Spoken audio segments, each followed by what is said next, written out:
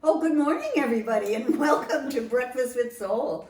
Look at us. This is our very first episode, and we are so happy that you are joining both myself, Lily White, and Louise Bellew from Sage Wisdom.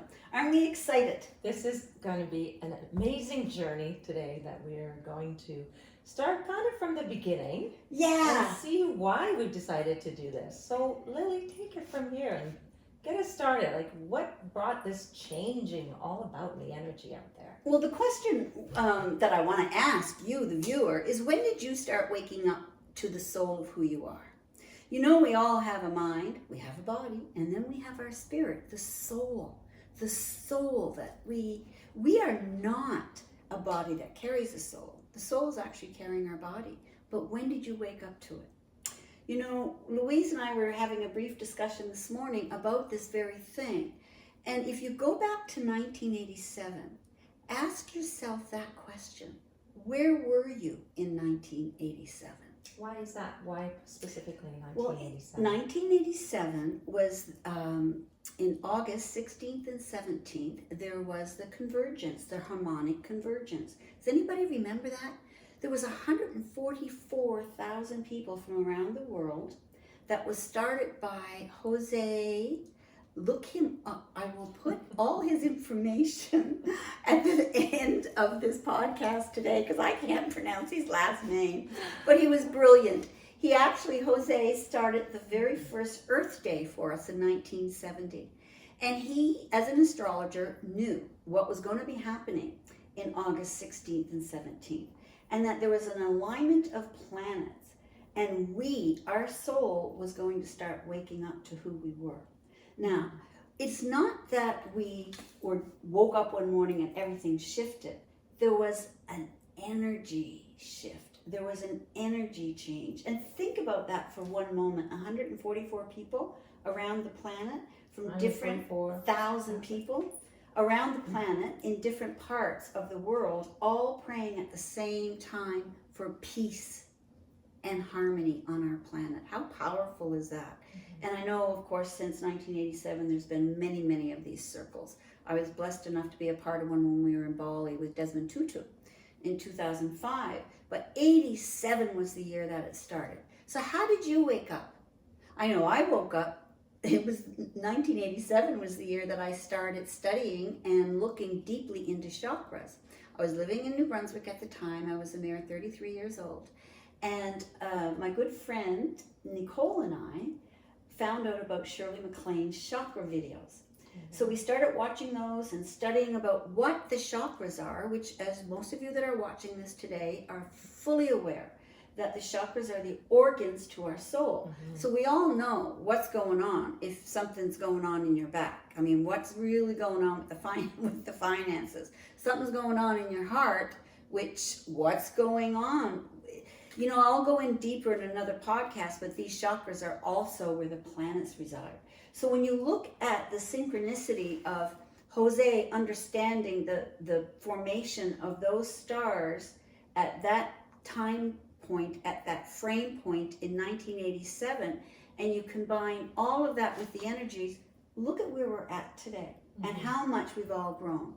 So in 1987, I started studying about chakras. And then in 1991, I really woke up because I woke up one morning with this in my head. Your life is unraveling now. Get out of bed. And it was Spirit's way of telling me that I had an addiction and I needed to get into a 12-step program. So that was 1981. And I have to tell you, listeners, my life has never been the same. I went through deep, deep changes. I started reading Deepak Chopra's work, Marianne Williamson, Wayne Dyer, and then of course I went deep, deep into the studies in 2000 with Carolyn Mace. But that's my story. And then I'm going to come back to a little bit about some of the energy modalities that we're using. But right now I want to find out about Louise. So in 1987, Louise, where were you? What was going on? So I was a little bit younger than you, probably at a phase in my life, I'd say around 23, where I actually was starting off my career. I had moved from the western coast of Canada and gotten an interview with a large beauty company. I was in the beauty industry as a stylist and didn't have a whole lot of confidence. But went to this interview, was scared out of my wits into it. But I actually got the position, and then I got transferred here into the central Canada a little bit more. And I started to travel and have to really prove myself. So it's where I found my voice, the empowerment of being able to do things. But I was also at a phase, like when you say spirituality or awakening, I feel like for me, it wasn't so much an awakening as much as get empowered and where do you need to be. And I got pushed and pushed and pushed and really had to stand for myself and who I was. And it kind of goes into the life phase that we're at. If you're looking at on an Ayurvedic principle and Eastern philosophy, since you spoke about chakras, is that everything has elements, the earth, us, absolutely everything has elements. And when you're in that phase of your early 20s, you're very much earth, water, kapha, and it's about putting down the foundations, learning to see who you are, really feeling like survival mode, that kind of thing. So that's where I was at, where you were much more into in the mid 30s, where it's fire energy, pitta, and where you're building it and you're really now starting to go within and building that phase of it. So there's such interesting things that go on that woke us up. And then we mentioned 91, which would have been just a few years later. Then I had that other shift almost in that same timing as you, where I discovered Reiki for the first time as I was trying to make a job change, and I had been persisting and pushing and pushing and pushing, trying to get an answer to move to a different location. And finally, being upset nothing was happening, I'm amongst a couple of friends after we've been doing meditation, and they said, Louise, you're really upset, why don't you lie down? And they did Reiki on me. Well, I go back to work the next day, and all of a sudden, all these doors are opening, and I'm going, what has shifted? Suddenly, it's like opportunities open, but I had surrendered. I had finally just said, stop trying to control it, just surrender. And then this Reiki energy just moved everything through. And then that's propelled me into researching more about energy and all of this wonderful changes that came in after. It's fascinating because you say that I was in the space of the fire energy in my 30s, and I was doing things. At the time, I was still repping. I was on the road quite a bit with Crabtree and Evelyn and Canadian greeting cards. And that gave me such a great opportunity to study, because I was listening to all these tapes all the time. Plus, of course, throwing myself into that program. But I didn't hear about Reiki until in 2000, actually 98. Okay. So you were ahead of your time, faster than I was with the Reiki. Because in 1998 was when I first heard of the Trinity Table. I had joined John and I started taking ballroom dancing. And while we were there, a woman introduced me to a medium, a psychic medium, a doctor. She's a doctor, actually, Dr. Mary Anderson, out of Fairfax, Virginia. And one day I was talking to Mary, and she said, Lily, did you ever hear of the Trinity Table? And I said, yes, no. Yes, I have. And the way I had was I had dreamt about it 2 weeks prior. And I dreamt that in the dream, I was on sort of almost like in Greece, and looking down, sitting in these rows, looking down and seeing these beings of light healing somebody on a table that was spinning counterclockwise. That was in a dream. So 2 to 3 weeks later, I talked to Marianne Williamson, Mary Anderson. And when she mentioned the Trinity Table, I had to go find out what this was about. So I got on a flight, went to Fairfax, Virginia, and had my first experience with the Trinity Table. And the Trinity Table is actually a 500 pounds of solid oak, and it spins counterclockwise. So it brings you into theta within 8 to 10 minutes. And when we're in theta, you know, when we get up in the morning and you have every answer to any question is inside of you the first thing in the morning before ego gets in the way. So what happens on the Trinity Table, you start to experience self like you never have before. And then for some people, they experience past lives. For some people, they see relatives that have passed on. Some people simply pass out and go to sleep because they need the rest. And I've had many clients like that with the Trinity Table. So in 1998, 1999, in 2000, I was studying deeply. And then I finally purchased the Trinity table in 2001. And in order to purchase the table, you needed to be a Reiki master because of that energy. So that's how I got into Reiki. And the rest became history. So then when I purchased the table, I got really busy. So I was still on the road, and I was seeing clients in our home. And it's fascinating, again, the synchronicities and how things happen. Spirituality, doesn't happen to you, you are it. We are here, now. You've all heard Eggert's book on the power of now. We're in the moment. The spirituality is not outside, it's in us. We're just waking up to it. So the more I started to study, the deeper, more table rides myself and my clients had, the deeper spirit started talking to us. There's no separation in that energy. It's just our ego, in my humble opinion, that keeps us separated like that. So when I was seeing these clients, there was a day that one of my clients was at the house, and I said, this is not working for me anymore, this space. I had my own sacred space, had my own altar in the house, had altars all over the house. Altars literally alters the consciousness of your surroundings. And this one day I said to my girlfriend Diana, I need a shift. We need a new house so I can house more workshops. So she comes home, texts me that evening and says, I think I found your house. And she had. So by 2006, we moved here to Almont, and that then really propelled my journey. And that's how basically Breakfast with Soul got started. Because I would go to the grounds, I'd walk down to the grounds here in Almont, and I'd be sitting like this, Louise and I would be talking to somebody else about spirituality. And all of a sudden on Friday mornings, 2 people, then there'd be 3 people, then there'd be 4. So we started meeting weekly, weekly. And then we decided to do a Power Up Your Life event with Dr. Mona Lisa Schultz. And that just propelled us into Breakfast with Soul in a deeper way. So we were meeting monthly, not weekly, sorry. We were meeting monthly. And then, of course, 2020 hit. And that stopped. We stopped meeting, and we started doing it on Zoom. Sometimes it's 2 people show up, sometimes 22. But my attitude was it didn't matter who showed up as long as I and the spirit of my understanding did. And it was from that whole ordeal that I started doing my writings on what I'm doing. So that was part of my story and how it happened. But we're really interested in what yours is and how, where were you in 1987 and where are you now? Are you still, it's so difficult for most of us, isn't it?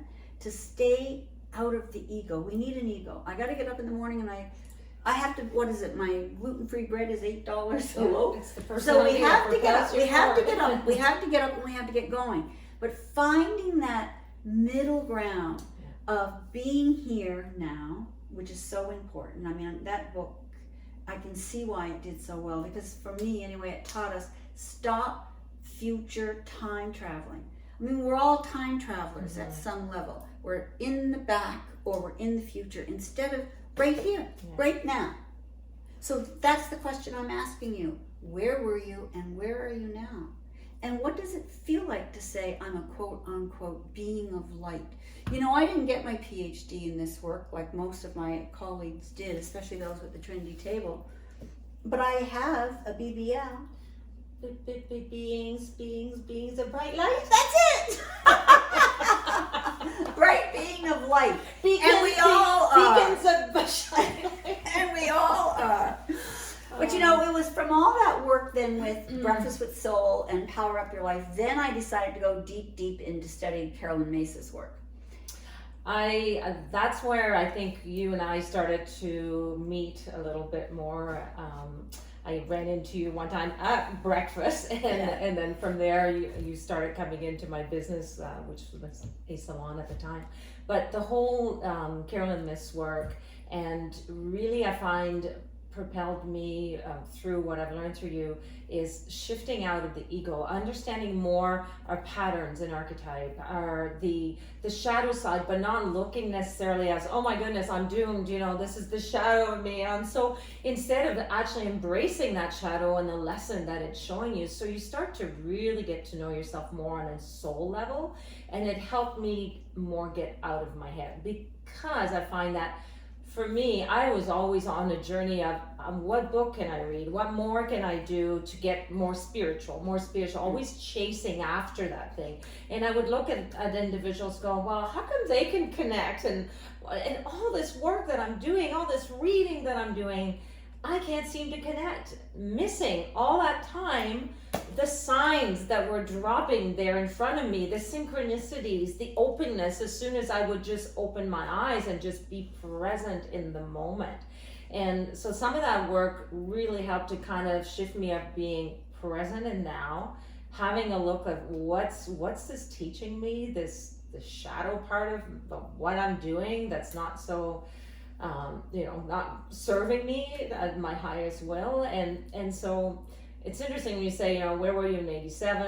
And then you go, when did I awaken? I hear those words all the time. I awoke when blah, blah, blah. And I always go, I must not be awoken, because I don't specifically remember waking up or that awakening moment. I do remember, however, through COVID, having that really hitting the wall after pushing so much to try to be able to do my work, and so my identity was wrapped up into my work, obviously, as a business owner.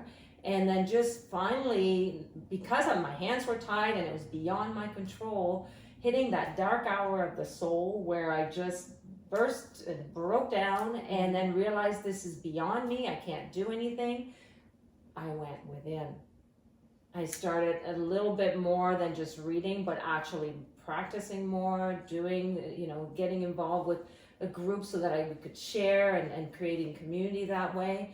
And finally went within, and that's when things started to click more. Just be authentic, be here, be now. What is it that you need to connect to?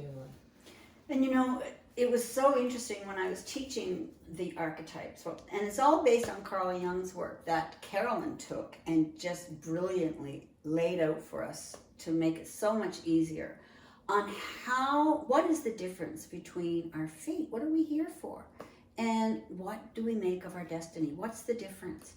And it's interesting, one of the big reasons I think I decided to study with her, and I didn't realize it at the time, is because of the work I do now in the 12-step program, for instance. In the program, we have what we call character defects. And I've always been very, to back off from that. Because what happens is, it's telling me I'm not good enough, or there's something wrong with me. And I am perfection. We all are, each and every one of us. In the light of who we are and the connection to the collective, we are sacred, we are whole. We are holy. It's the ego that has a tendency to separate. So the word patterns of behavior instead of character defects, I could ride that wave. So that's why I put my whole heart and my soul into her work. And we all have those 12 aspects of ourselves that sometimes we're in light and sometimes we're in shadow. But how do you know yourself unless you know what your patterns are? So that's part of some of the work that I personally have been doing all these years in workshops and with individuals. Now, Louise has just started something new that she's been doing with work with individuals. And the reason that we're happy that you're here and that we really want you to know that this is your podcast is because there's so many different ways for us to tap in to our truth, our love. I personally like to think of the God of my understanding as love. If I'm not in light, I'm not in love. God resides inside of me. And the best way I ever heard someone talk about spirituality, a conversation I had with someone, was Baker Bob, right here in Almont. I'll let him know that I mentioned him today. And we used to be able to do our Breakfast with Soul as a group at his bakery. And one day he's kneading his bread and he's saying, well, I don't get everything that you guys do because I'm not very spiritual. And I said, Bob, look at you. You're feeding the masses. Mm-hmm. You're devoted to what you do. How could that be more spiritual? Baking a cake for someone you love. We don't need to be spiritual. Mm-hmm. We are connected to a light that's so divine in us, but we forgot. Mm-hmm. We forget. And I can only speak for myself, allow people, places, and things outside of me to dictate who they think I am. And for years I tried to fit into that until I started doing the work with Carolyn. And then I was able to stand on my 2 feet and say, here I am. What do you want of me? And the other big lesson from her is, how do I best serve? We're here, not because I deserve anything. It's to serve humanity. You get up every morning with, how do I best serve humanity? So go back to you. I've been using all these other modalities. Now tell us a little bit about all the things you do, because you are one of the most creative people I know. And I do not say that lightly. Everything you touch turns to gold. Everything. Well, thank you very much for that. That's really kind of you. You know, one of the biggest things for me has always been, I from being a child, I was always creating something, whether it be make-believe or creating a house or creating this and that. So when I first started in my career, it was as a hairstylist, as a program. And I didn't feel very good about myself because I had dropped out of engineering and dropped out of this. And then I just took what I thought, well, this will be easy. And lo and behold, it became a big propel for me for my career. I worked 11 years with L'Oreal doing education for salons and then sales and then shows, all kinds of things. And then when I came to this area in 2000 and just decided to leave the corporate world to do my own business, I started a salon in my home, and then it'll expand over the years into a full spa. And it was always about sharing the beauty of transformation, but it was very much sort of the outer part, but yet, although I was in service, there was part of me that was, you could see I was kind of parallel into that, where if somebody said, I'm at the hairdresser's, I would go, you know, just, I feel so, and that's when I realized I was in the ego of it. I needed to have better self-esteem about what I did and through it, but I didn't see it at the time. And then over the years, I started doing also the Reiki and Shirodara, and studying with an East Indian doctor, learning some of the methods of the Eastern philosophies, explored shamanism, explored so many different energy work with it, as well as I was continuing to do hair and doing more of the creative over the people. And then just went, yeah, I love to paint, I love to do music. So at one point I picked up a cello, and then I started to teach myself a little bit about cello, only because the strings would just grab my heart each time. And I thought, I'm 47 at the time, and I just want to do it. It's not like I'm going to go play in an orchestra. I'm just going to it's for me. And so that's been an interesting journey of just learning the different classical string instruments, just for the pure enjoyment of it, as much as I beat myself up. First concert. I remember, John, I went to your first concert. I loved it. And then I thought, maybe stick to something that I'm more comfortable with. And then I picked up the paintbrush, and so I do that on a daily basis when I do colors and things like that. Yeah. And so I went to Venice in 2017 with a group of artists and went and painted. And I remember the first time standing on the edge of the canals and people stopping as I'm setting up my outdoor painting thing along with this small group of 10 that we're with. And they were asking me questions, and I'm going, oh, don't ask me. Like, I'm not an artist. I'm just doing this. Again, you know, always not really being in the moment and seeing where your expression is at. And so I came home from that and then just started getting into the art and started to paint. And I think that's where I started really feeling that connection with me of just channeling what I paint when I feel like painting. Sometimes I take a break and then I'm creating it another way. But I tend to paint with what I've seen or done, or something that gets me on a heart level. Then I'll put it on canvas, and I've enjoyed doing that. And it's kind of now merging in with The other modality that you've talked about, because after coming back from a trip to Egypt, where it was really about energy and initiation and really connecting to the soul, I was told by a wonderful individual that I was roaming with, these are healing hands. And so it made me sort of relook back at the Reiki that I used to do. I went more in depth into Egyptian Reiki because I sort of discovered Sekhem energy all through the temples of Egypt, and it just had me captivated. So I studied a bit of that, and then through that and hearing about Egypt and King Tut, I stumbled on an individual. She was on a show on Gaia, Sarah Breslin Cosme, who started talking about King Tut and all these QHHT, which is quantum healing hypnosis technique by Dolores Cannon, and I just went, that's so me.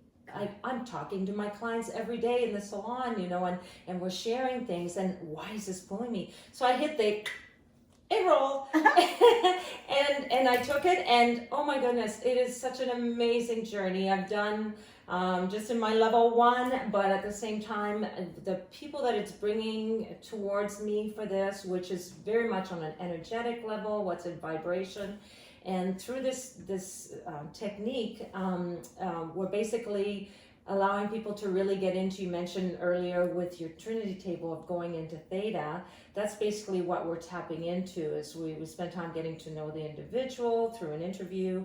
And then when we set up to do a hypnosis session, we're just bringing them very naturally into the state of Theta, which we experience every day upon awakening, as we're coming out of the dream, where you're really connected to the higher self. And at night, when we go and start to drift off to sleep, where we start to get those images that come in. So we, through this beautiful induction that Dolores developed, bring the individual into Theta, and then from there they'll connect to the higher self. So it might be that their experiences are past lives, present life when they were younger, future lives, out in outer space, in between lives. I mean, the sky is the limit. And so what it does is, through this, is it really allows for, even from my perspective as a practitioner, to connect to the fact that we are the higher self. When you're finally touching base with the subconscious at the end of this session, and we're really talking to the subconscious or the higher self, it's us, the soul. And I had a chance also to experience being on the receiving end, to have a session, which I really wanted to do so that I could actually know what it feels like and what my clients are going through. And through the whole time I'm going, wow, it was a really interesting shift. When I was in a past life, what sort of validated it for me is that as soon as this emotion came up, I went, why am I having an emotion around this? So then I'd go in and explore it and go, okay, there's something there. The emotions don't lie. And so I'd go in and explore it. And then when we went to the end of all these lives that I viewed, and I touched base more with my subconscious or my higher self, I sort of went, well, that's me. But I feel so grounded. It's like, I know this. Isn't that interesting? So there it is. Just be here. It's this, we are a spirit in the physical body to experience this life, to bring in aspects like I'm getting a chance to experience this around me, and then when I go to the next dimension, I take all this with me in my soul. So it just finally got me going out of my head, and it's all happening here at the same time. It's an incredible connection with it. So with the hypnosis, people can contact you for appointments, and we'll put all that information at the bottom. Yes, so I am booking appointments. It generally takes, I've been doing more like 6 hours altogether, so it's part of the day. And so I am doing the internship at the moment, where I still have a few sessions left that are free. I'm hoping to do some work. It's been kind of playing with my mind of doing something more through donations for the beginning part, maybe through a well-known charity in the area. So I'm looking into that. But I just find that right now I'm experiencing it also from the practitioner portion of sharing that, enjoying who's coming in to have a session, what it opens up for them, what it opens up for me.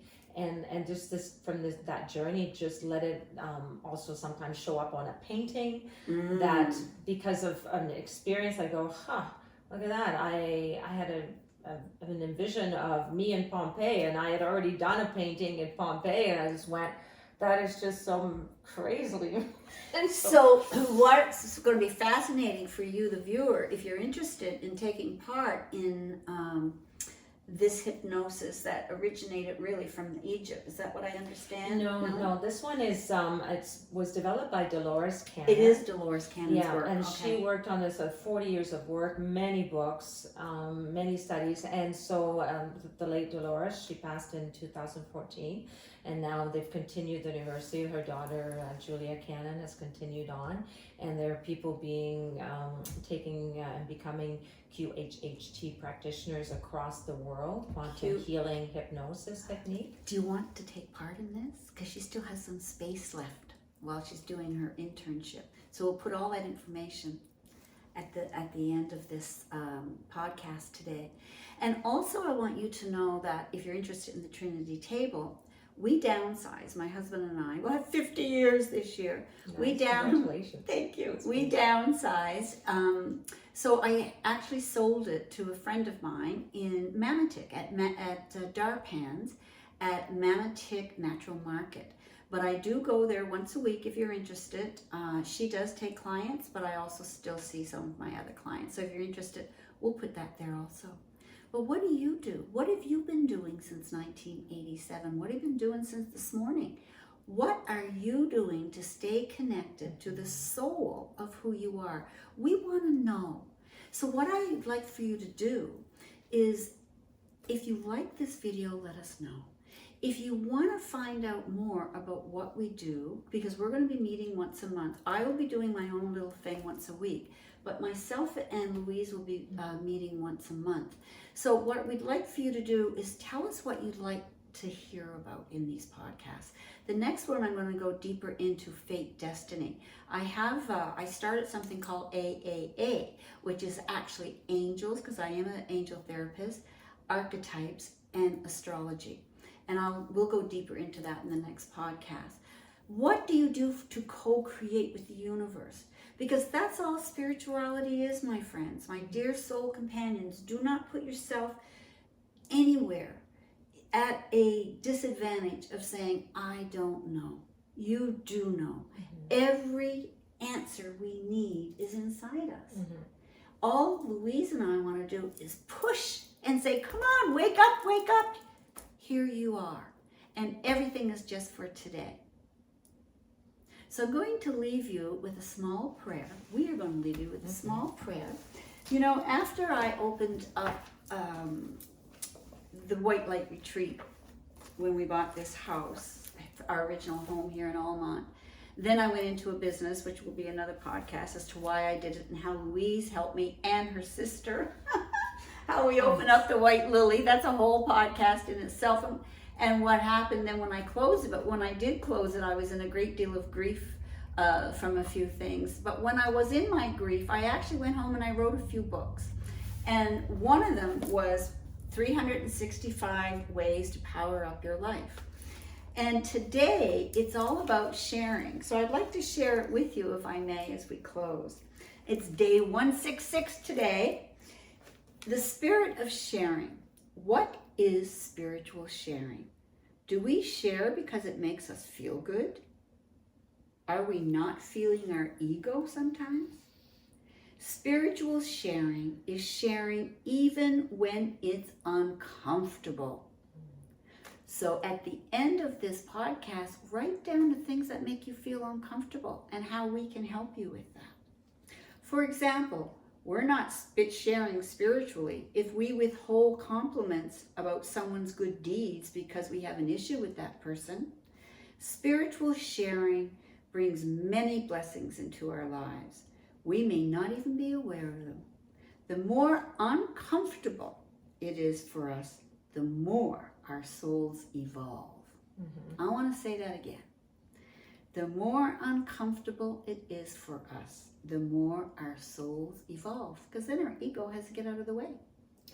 It's interesting that you said that's beautiful. Thank beautiful. you. Just for today, let the spirit of unconditional sharing have us. Thank you. In doing one of the sessions of hypnosis, the individual was in between lives, and so they're seeing a lot of white, and then suddenly it looks like there's a whole council of beings, all the way, 12 of them, all around this individual. And then they started getting very emotional on the fact that they were being told they were going back. And I said, what's happening? What's going on with these things? Are they around you? And I have to go back. I have to go back to Earth. And well, why is that making you upset? It's going to be hard. It's going to be hard.